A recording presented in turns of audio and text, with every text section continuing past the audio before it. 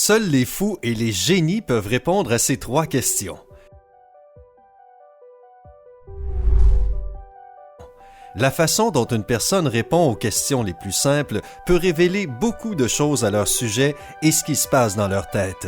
Des questions sont utilisées partout dans le monde par des psychologues afin de détecter si une personne est un génie ou a besoin d'aide professionnelle, ou bien les deux. Tu vas dire « très bien ». Donc, si je réponds correctement à ces questions, cela signifie-t-il que ma place est dans un amphithéâtre? Bien sûr que non! De nos jours, les gens deviennent plus créatifs, donc tes réponses vont juste prouver que tu as un esprit créatif. Nous avons découvert 3 questions difficiles qui peuvent déterminer ta véritable personnalité. Qui es-tu? Le chapelier fou ou Salvador Dali? Chaque question aura un compte à rebours de 10 secondes. Tout ce que tu as à faire est de simplement regarder les images et essayer de détecter quel est leur point commun. La bonne réponse apparaîtra juste après 10 secondes, de sorte que tu sois en mesure de le comparer avec le tien et de tirer tes propres conclusions. Regarde jusqu'à la fin et nous révélerons comment cette méthode fonctionne. Aussi, nous aurons une question bonus va identifier ton niveau de créativité et ta rapidité de réflexion. On commence? OK, c'est parti. Voici ta première question. Question numéro 1. Compte en commun une bouilloire et un bateau à vapeur? Je vais te donner 10 secondes pour réfléchir.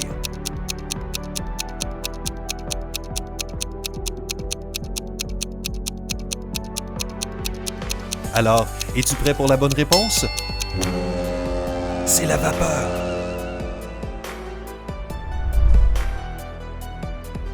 Question numéro 2.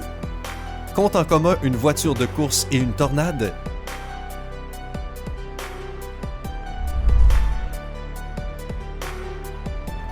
Des idées? Voilà tes 10 secondes.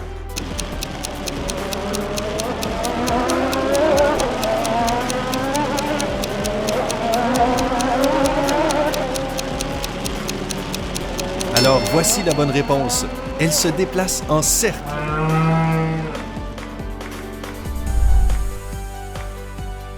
Question numéro 3. C'est la plus difficile.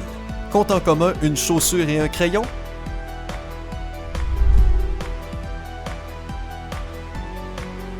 Prêt? Partez!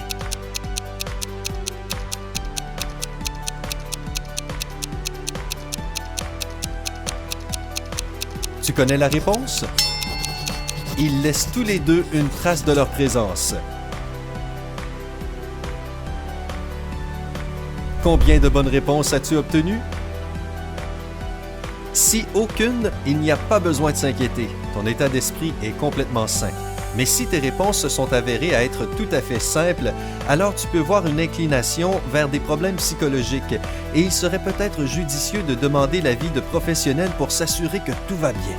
Ce type de test est un exemple de la méthode de contraposition qui est utilisée pour révéler l'étendue de la conscience de quelqu'un. Si l'on demande à quelqu'un avec un esprit standard la question « Quel est le point commun entre un corbeau et un bureau ?», il répondra probablement « Rien ». Dans une certaine mesure, il a raison. En général, ces deux choses ne peuvent pas être comparées. D'un autre côté, une personne atteinte de folie va immédiatement rechercher des connexions moins proéminentes et plus profondes entre les deux objets. Sans trop réfléchir, il pourrait s'écrier que les gens écrivent des lettres à leur bureau et un corbeau a des plumes qui peuvent être utilisées pour écrire. Mais comment peux-tu faire la différence entre une personne folle et un vrai génie? La différence est que le premier répondra immédiatement à ce genre de questions, alors qu'un génie aura besoin de se concentrer, d'abord les premières idées les plus évidentes et les moins intéressantes qui surgissent dans sa tête, et de trouver une réponse véritablement unique. Tes questions étaient-elles uniques? Partage tes résultats dans les commentaires. Maintenant, il est temps pour le bonus. Voyons à quel point tu es créatif et à quelle vitesse ton cerveau fonctionne. Jette un œil à cette image. Quel animal vois-tu? Je vais te donner 10 secondes à nouveau.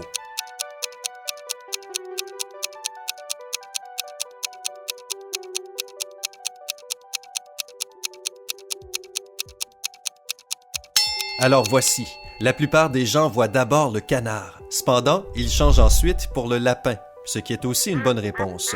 Qu'est-ce que ça veut dire? La clé est la facilité à laquelle tu peux changer ta conscience d'une image à une autre, et ça, c'est ce qui identifie à quel point tu es créatif. Ce changement de choix est comme un flash créatif à l'intérieur de ton cerveau qui modifie ta perception de la réalité. Cela aide à comprendre que le monde peut être vu de différentes manières. Alors, es-tu un nouveau James Cameron ou Albert Einstein? As-tu aimé notre test? Partage tes résultats dans les commentaires et clique sur le bouton « J'aime » sous la vidéo. Abonne-toi à Sympa.